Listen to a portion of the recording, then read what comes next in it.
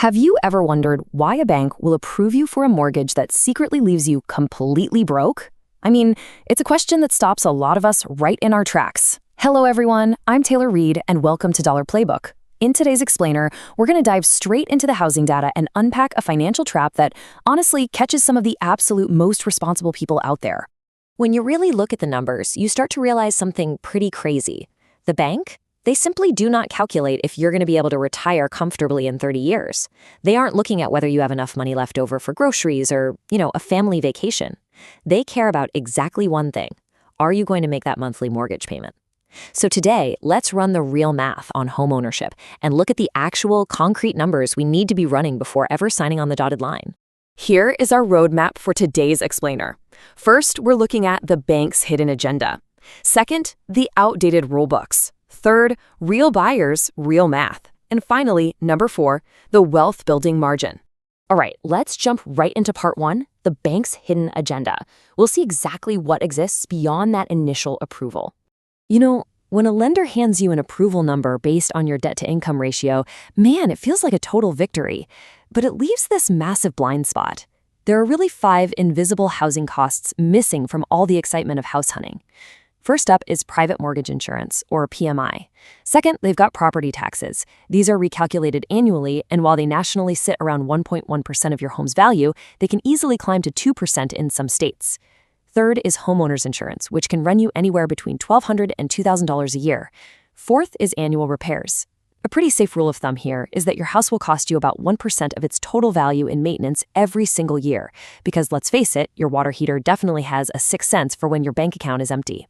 And finally, opportunity cost. The cash you lock up in a down payment is missing out on a historical 6 to 7% average annual return in the stock market. Take a look at this $11,000 figure. That is what private mortgage insurance alone can easily cost you over time. Now, PMI is basically a fee you're forced to pay if you put down less than 20% on your house.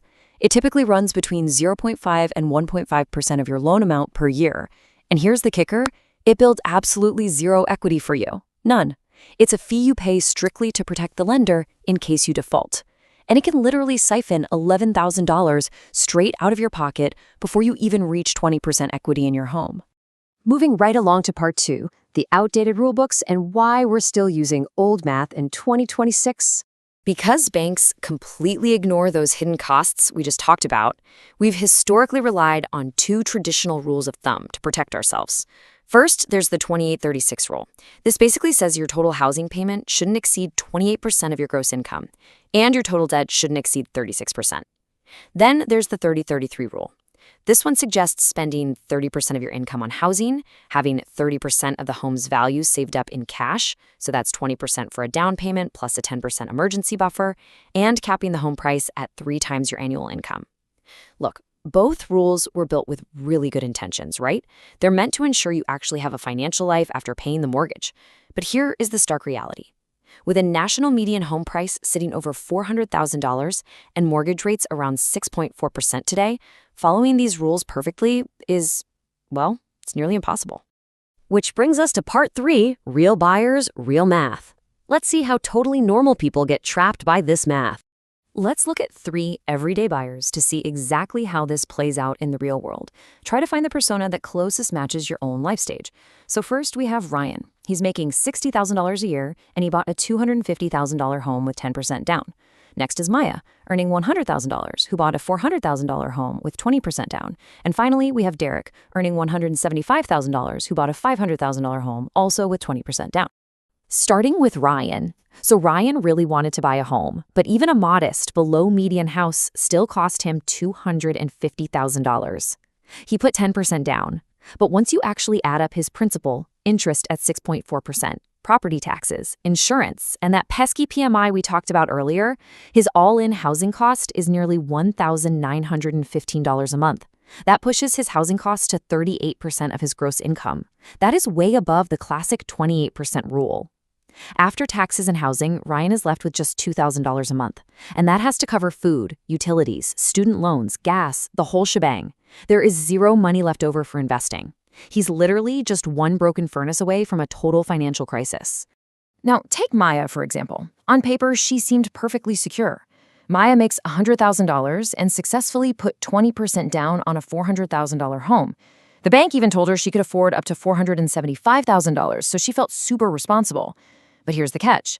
Maya spent all her cash on that down payment. She didn't keep that 10% cash buffer for emergencies. So when her HVAC system failed just 6 months after closing, she didn't have the cash. That $8,000 repair landed straight on a high-interest credit card. Because she's only left with about $1,000 to $1,500 in real discretionary cash each month, the compound interest on that card is going to end up costing her more than the repair itself. Finally, we have Derek. Derek earns a solid $175,000. He followed the rules perfectly and bought a $500,000 home with a $100,000 down payment. His monthly payment? Well within safe limits. But instead of keeping an extra $50,000 in cash reserves, he only kept $20,000. So when he needed a massive $40,000 roof replacement a few years later, he had to refinance and pull equity. He essentially turned his wealth-building asset into a vehicle for more debt. Furthermore, because he spent his $100,000 down payment on the house instead of leaving it invested in the market, his invisible opportunity cost is nearly $200,000 over 10 years. That is a ton of lost growth. You see, Ryan, Maya, and Derek all followed the rules. The math checked out. But the bank's only job was to collect a payment, not protect their financial futures. As they say in the source material we're looking at today, the bank's approval letter is not permission. It's a trap. And when you sign it without running your own math, it is a trap with your signature right on the bottom line. So let's get into part 4, the wealth building margin and how to actually protect your future. Fortunately, there is a way to protect yourself. It's called the wealth building margin. We define this as the percentage of your take-home pay left over strictly for retirement, emergency savings, and investments after all housing costs and living expenses are paid.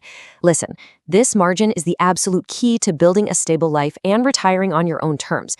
It's the money that gives you breathing room when the roof inevitably leaks, and it's the capital that grows your net worth while you sleep. When you map out your monthly take-home pay after you deduct your true total housing costs, meaning mortgage, taxes, insurance, PMI, and maintenance, and after you deduct your basic living expenses, you must aim to be left with a minimum of 15 to 20% of your take-home pay.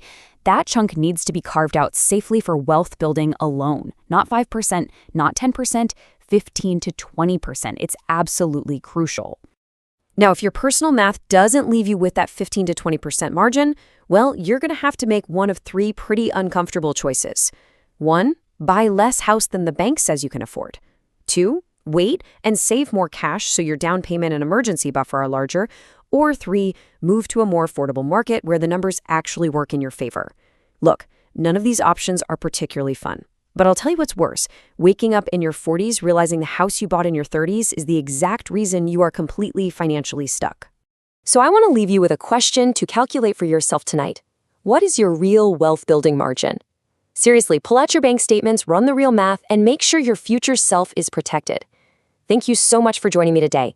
If you found this explainer helpful, please gently hit that like button, share this with a friend who's currently house hunting, and subscribe to Dollar Playbook so I can keep bringing you practical, trustworthy financial lessons. I'm Taylor Reed, stay focused, and I'll see you next time.